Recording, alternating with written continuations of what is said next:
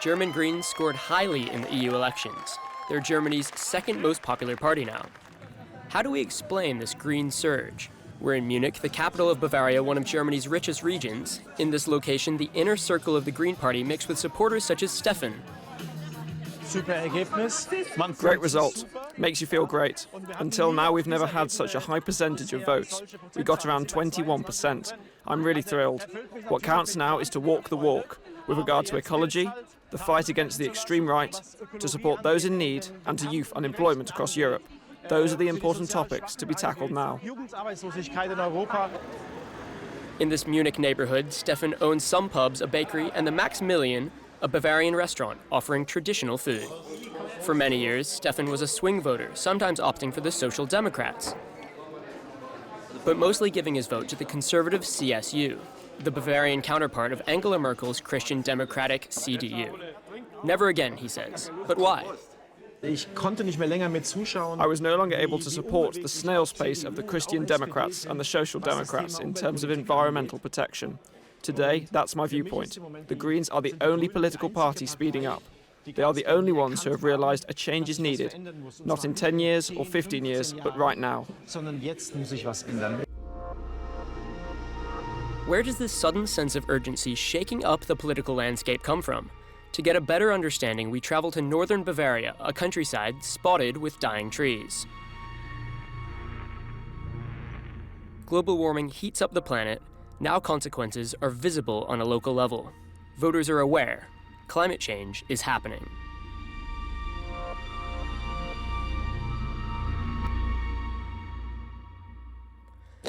A huge piece of bark comes off here. It's full of wood fungi. Here you can see the fungi, and those holes there are made by beetles and woodpeckers. The problem, this is not just about one or two trees dying, but about complete forests dying. It's an important reminder it's not the fungi or beetles killing those pines, but it's climate change. Our pine woods are being killed by global warming. This is really dramatic. We fear a massive forest dieback.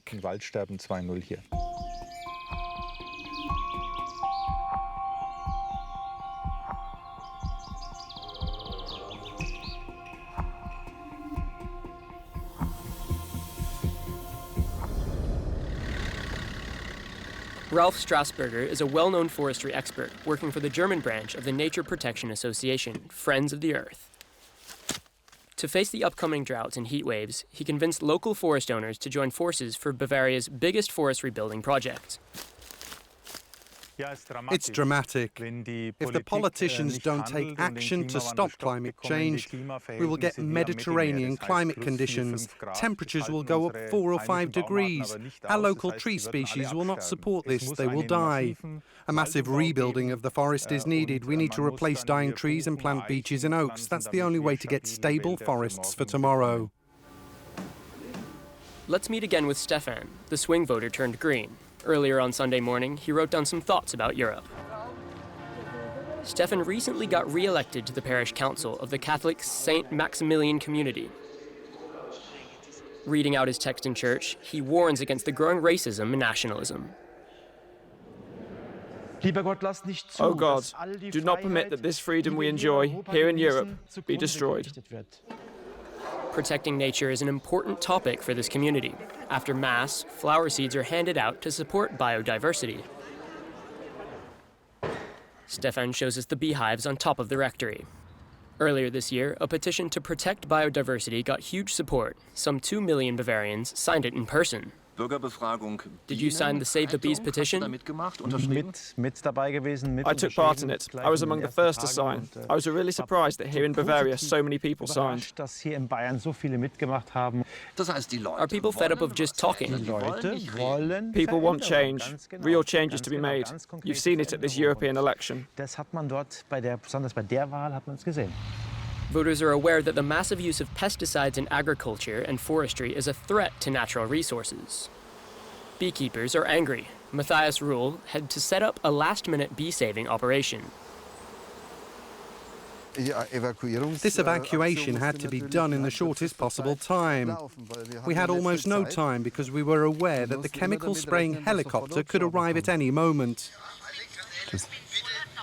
We were 8 people helping each other out for this evacuation of the bees. Putting them into the car. And in the dark of the night we drove to this place here. It was quite a rush.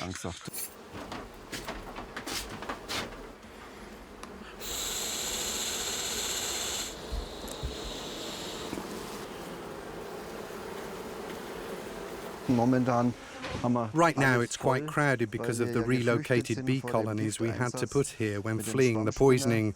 They sprayed insecticides to fight the gypsy moth. It's called tebufinicid, and it accelerates the molting process. In each of those boxes, some 20 to 30,000 bees are in their molting stage. No one will make me believe that this insecticide does not influence the molting in our beehives. The Green Vote could have a real influence on upcoming reforms for European agricultural policy.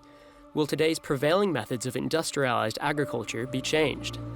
The upcoming negotiations in the European Parliament will be tough, but the overuse of chemicals should be banned, Rule says.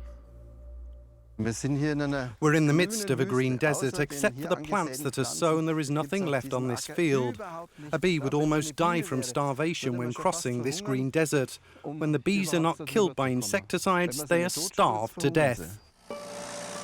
The European Parliament has real power to implement green policy, but only if ecologists manage to build up a large political coalition. Through both the EU's multi-annual budget and agricultural policy, Parliament has a lot of decision power. A lot of things have to change in Europe, and they have to change rapidly.